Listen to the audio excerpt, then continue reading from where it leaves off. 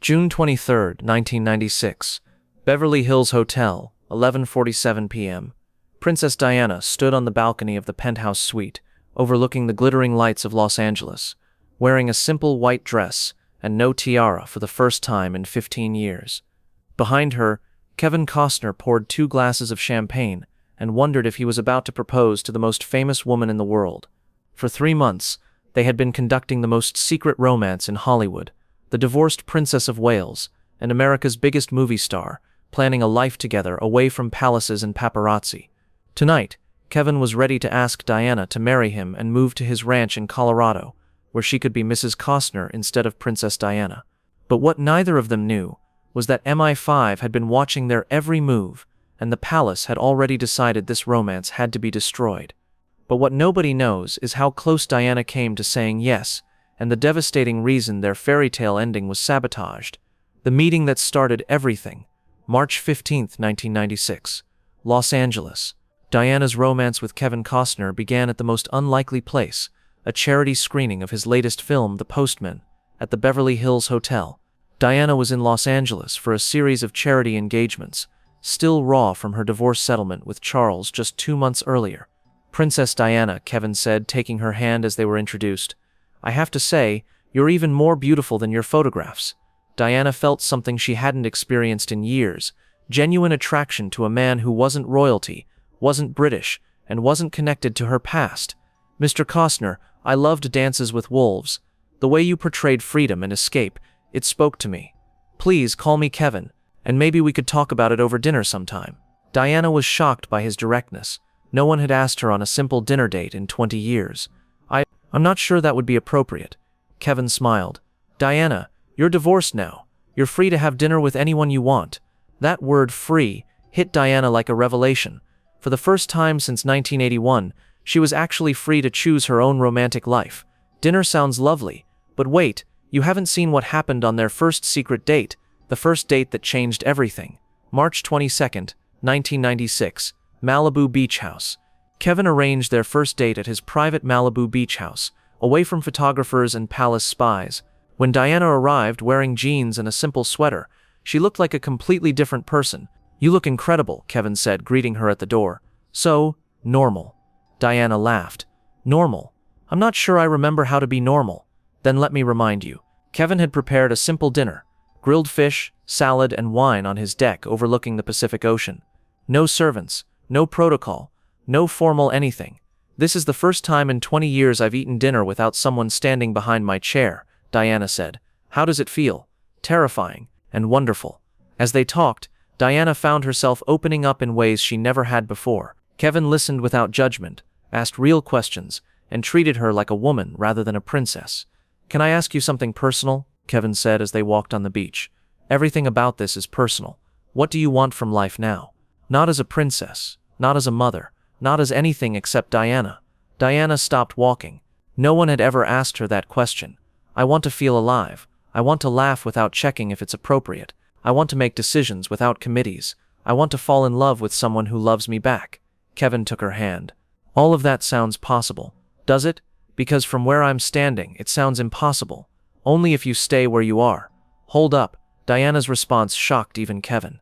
The proposal Diana didn't expect. April 10, 1996.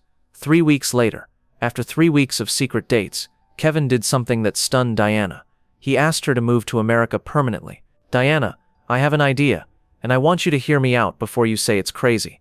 They were at his Colorado ranch, where Diana had spent the most peaceful weekend of her adult life. "What's your idea?" "Move here. Not as Princess Diana, just as Diana. Be with me." Diana felt her heart racing.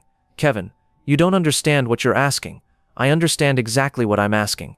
I'm asking you to choose happiness over duty, love over obligation, freedom over prison.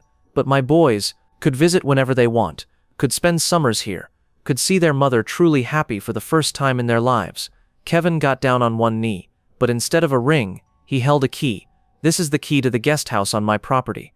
It's yours whenever you want it. No obligations, no pressure, just a place where you can be yourself." Diana started crying. "Kevin, this is the kindest thing anyone has ever offered me. It's not kindness, it's love. I love you, Diana. Not the princess, not the icon. You." Don't miss this shocking detail. What Diana discovered about Kevin's past. The secret Kevin was hiding. April 15, 1996. The background check. As their relationship deepened, Diana's protection officers conducted a routine background check on Kevin. What they found made Diana realize why their connection was so strong. "Ma'am," her head of security reported privately, "there's something you should know about Mr. Costner." "What?" "He's been through a very similar situation to yours. His first marriage ended because of his wife's infidelity issues, and he lost custody battles over his children." Diana was stunned. Kevin understood her pain because he had lived it. "There's more. He specifically requested this information be shared with you because he wants complete honesty between you." Diana realized Kevin wasn't just attracted to her fame or beauty. He genuinely understood her suffering and was offering her the healing he had found. But what Diana didn't know was that MI5 was investigating Kevin too, the surveillance that threatened everything. May 1996 MI5 intelligence report. While Diana was falling in love, British intelligence was building a case against Kevin Costner. Their report to the palace was devastating. Subject: Kevin Costner, threat assessment. Mr. Costner represents a significant risk to British interests. 1. As a major American cultural figure, his marriage to Diana would shift her loyalty from Britain to America. 2. His influence over Diana could be used to damage British-American relations. 3. Diana's relocation to America would create a rival court to the British royal family. 4. Mr. Costner's Hollywood connections provide platforms for Diana to criticize the royal family globally. Recommendation: this relationship must be terminated immediately. The palace had decided Kevin Costner was a threat to national security. This is where the sabotage began. What the palace did next. The character assassination campaign. May 20, 1996. Operation Hollywood. The palace launched a sophisticated campaign to destroy Diana's relationship with Kevin. They couldn't attack him directly, so they attacked her judgment. Phase 1. Media manipulation. British tabloids suddenly began running stories about Kevin's playboy reputation and string of failed relationships. Phase 2. Family pressure. Prince William and Prince Harry were fed carefully crafted concerns about their mother abandoning them for Hollywood. Phase 3. Financial threats. Diana's divorce settlement included clauses that could be triggered if she brought disgrace to the royal family. Marrying an American actor could qualify. Phase 4. Social isolation. Diana's friends were contacted and asked to express concerns about her relationship with Kevin. The campaign was designed to make Diana feel like choosing Kevin meant choosing to hurt her children, betray her country, and destroy her reputation. You're not going to believe how effective this psychological warfare was. Diana's growing doubts. June 1996. The pressure takes its toll. By June, the palace's campaign was working. Diana began having doubts about her relationship with Kevin. "Kevin, can I ask you something?" They were at his Malibu house, but Diana seemed distant and troubled. "Of course. Do you think I'm being selfish? Thinking about moving to America while my boys are still so young?" Kevin could see Diana had been influenced by someone. "Diana, who's been talking to you?" "My friends, my family. Everyone thinks I'm making a mistake. What do you think?" I think maybe I'm being naive. Maybe this is all a fantasy." Kevin realized someone was systematically undermining Diana's confidence. "Diana, look at me. Are you happy when you're here?" "Yes, but are you happy when you're in London?" "No, but that's not the point." "That's exactly the point. Someone is convincing you to choose misery over happiness. Why would they do that?" Diana couldn't answer because she was beginning to understand the truth. The palace didn't want her to be happy. They wanted her to be controllable. Here's the most heartbreaking part. Diana's final decision. The goodbye that broke two hearts. June 23, 1996. The last night. On their final night together in Los Angeles, Kevin made one last attempt to save their relationship. "Diana, I want to ask you something, and I need you to answer honestly." "What?" "If there were no consequences, no pressure, no outside influences, would you marry me?" Diana looked into his eyes and saw the life she could have. Simple, loving, free. "Yes," she whispered, in a heartbeat. "Then marry me. Tonight. We'll figure out the consequences later." For a moment, Diana wavered. She was so close to saying yes, so close to choosing love over duty.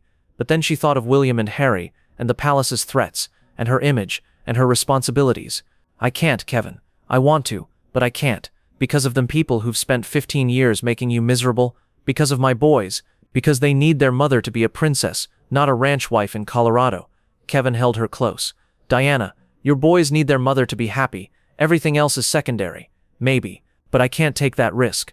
Diana kissed Kevin goodbye and flew back to London the next morning, choosing duty over love once again.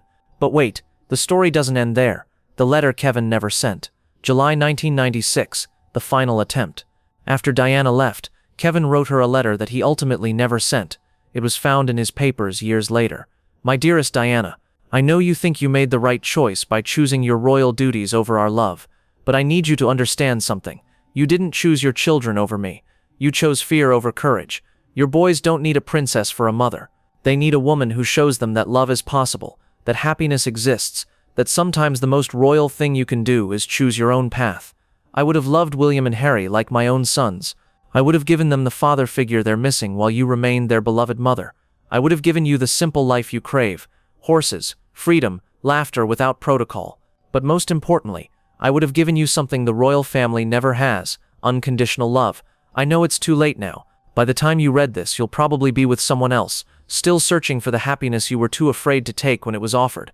But I want you to know that for 3 months, I saw the real Diana, not the princess, not the icon, just the woman, and she was magnificent. If you ever change your mind, my door is always open. With all my love, Kevin.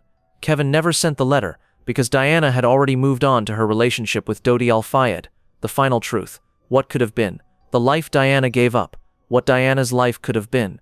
If Diana had chosen Kevin Costner, her life would have been completely different. Simple ranch life in Colorado, away from paparazzi and palace intrigue. Loving stepfather for William and Harry during their visits. Hollywood platform for her charitable work on a global scale. Financial independence from the royal family. Genuine love with a man who understood her pain. Freedom to be herself without protocol or judgment.